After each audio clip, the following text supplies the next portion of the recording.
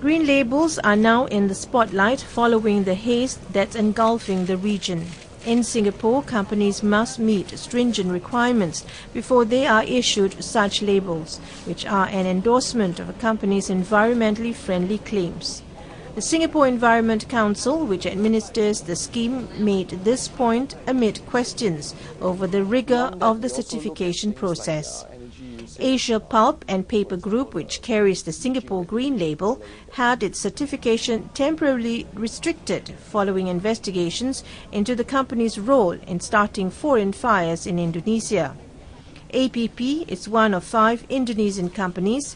Singapore's National Environment Agency, or NEA, is taking action against over the haze pollution. There are some 3,000 products sold in Singapore which carry the Singapore Green Label. These include paper products from APP, which have since been taken off the shelves by 2 major supermarket chains in Singapore. APP was issued the Green Label 5 years ago. The certification has to be renewed every year. The Singapore Environment Council said APP met all the requirements at the point of submitting its Green Label application. For example, in the case of a paper product, we require them to provide evidence that their raw materials has been sourced sustainably. But beyond that, we also look at things like their energy usage, for example, the bleaching that they use, the coloring that they use. Included also third-party accredited test lab reports that they have to submit to us. Once the Green Label is issued, the Council conducts quarterly mystery audits, picking random products for tests, and there's not been an issue with APP until now. Given the current haze situation and them being one of the companies named by the NEA, we took the step to decide that it might be in the consumer's interest for us to put a temporary restriction on their use of the Green Label. It was that move that led to at least 2 supermarket chains pulling out all APP-related products off their shelves. The Indonesian company, which has a branch in Singapore, has cried foul, saying the move was premature since investigations are ongoing. But the Council remains firm in its stance. The companies in question have already been identified by the NEA as possibly causing the haze. So I think it's only right that we, together with CASE, as well as some of these major retailers, also take the necessary actions to protect not just consumers, but Singaporeans in general from irresponsible manufacturers that in the first place brought about the haze. Suspension of the Green Label is temporary pending the completion of both the Council's and NEA's investigations. Depending on the results, the certification could either be reinstated or revoked. Meanwhile, retailers who carry Green Label products have till the middle of next week to declare that they are not procuring materials from the companies under investigation.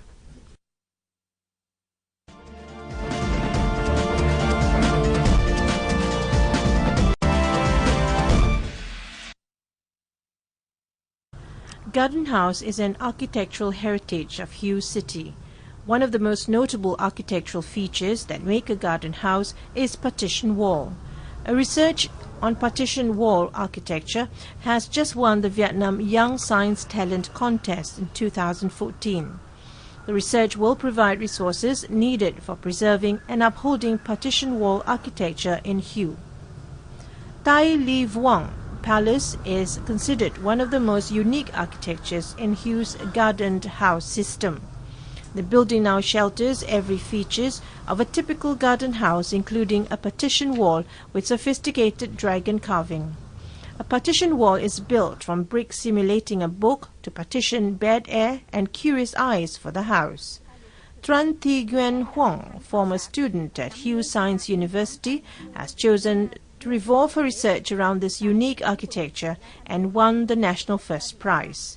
Ms. Trang Thi Hy Huang, winner, Vietnam Young Science Talent Contest 2014, said they have explored 50 partition walls in the city to find the common features between these walls.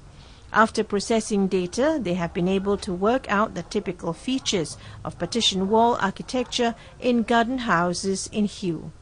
At first, partition walls were built with simple materials like bamboos, wood, stones, and even bushes. As time went on, people create more sophisticated versions of partition walls using bricks with complicated carvings. These evolutions have caught the interest of Huang. She and her partners spent extensive time to research every partition wall architecture in the city's garden houses. Her research has shed light on the role of partition walls in Eastern Feng Shui principles. As with urbanization, most partition walls in the city have been faded and deformed. The research will pave the way to restore this unique architecture. Dr. Nguyen Ngoc Tung, Vice Dean of Architecture, Hugh Science University, said the meaning of the research is very applicable. Architects or homeowners could use the results of the research to create a proportionate partition wall. For example, what the distance from the partition wall to the house is, or what the typical length and width of the wall is. Also, users could also know what kinds of patterns to put into the wall, as each one carries different meaning. Partition walls play an indispensable role in the Hugh's gardened house architecture. More preservation efforts are needed from the community to protect the cultural identity of the former imperial city.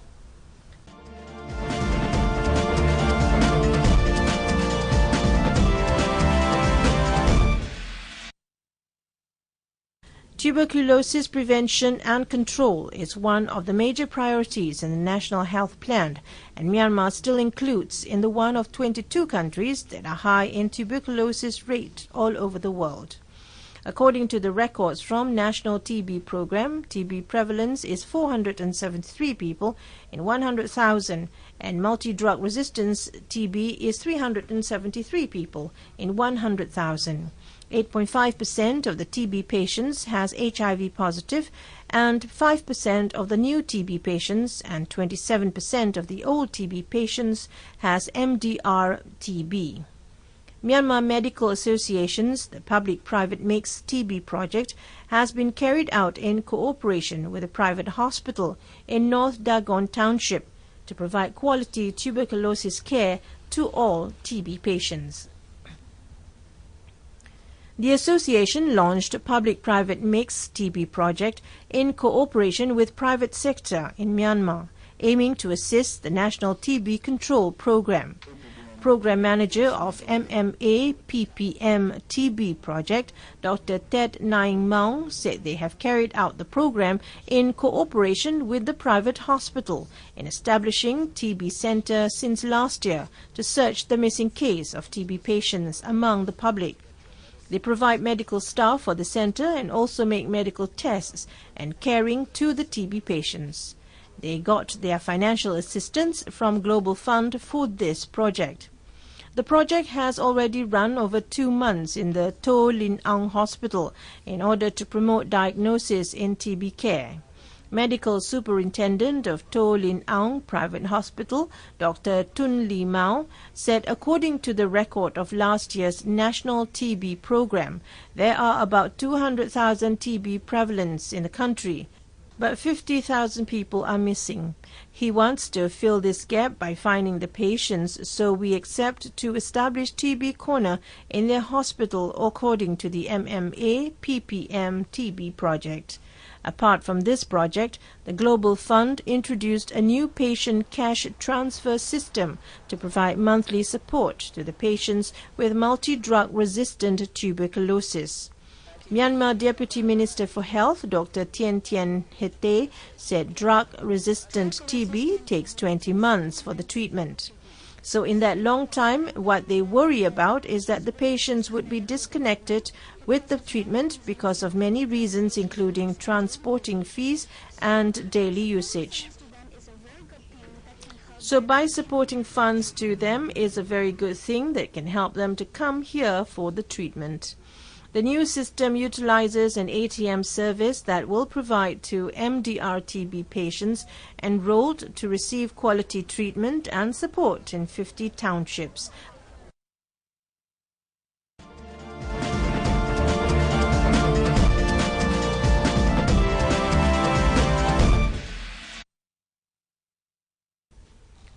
Lao government officials from around the country recently let loose fish to mark the National Fish Releasing and Conservation of Aquatic and Wildlife Day.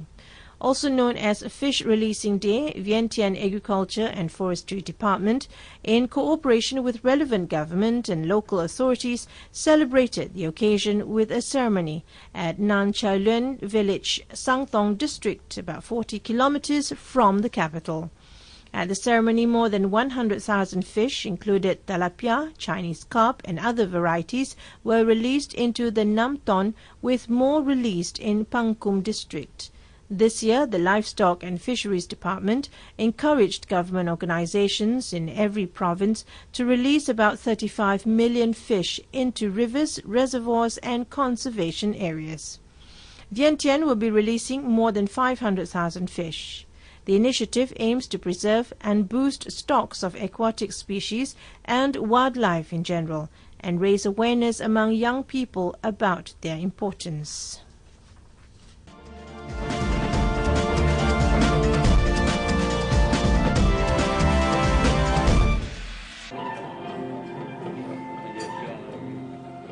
Two Malayan tapirs, a 2-year-old male tapir and his partner, a 3-year-old female called Bertama, will be placed at the world-class Nagasaki Biopark for 10 years under a tapir conservation program by Malaysia and Japan.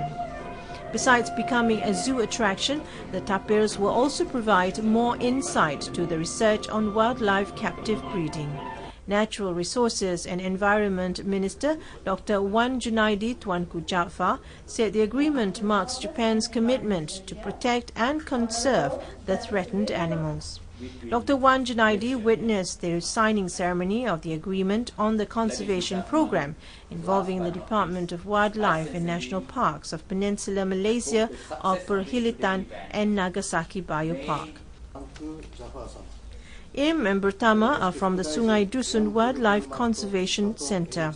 The Nagasaki Biopark, which has also received other animals from Perhilitan, such as otters, in the past, will fully bear the cost of caring for the animal, logistics, as well as the training of its handlers. The collaboration with the biopark will also allow the ministry to learn more on zoo and park management from their Japanese counterparts. Nagasaki Biopark Director Satoshi Yamaguchi, who signed the agreement, said since the park inception in 1980, its concept had always been to promote the coexistence of man and nature. Also present at the event was the Japanese ambassador to Malaysia, Dr. Makio Miyagawa. Tapirs or Tapirus indicus are known as Baku in Japan's mythology, a creature believed to eat people's nightmares. The Malayan tapir is listed as a totally protected species under the Wildlife Conservation Act of 2010, and its population is estimated to be around 1,100 to 1,500 in Peninsular Malaysia.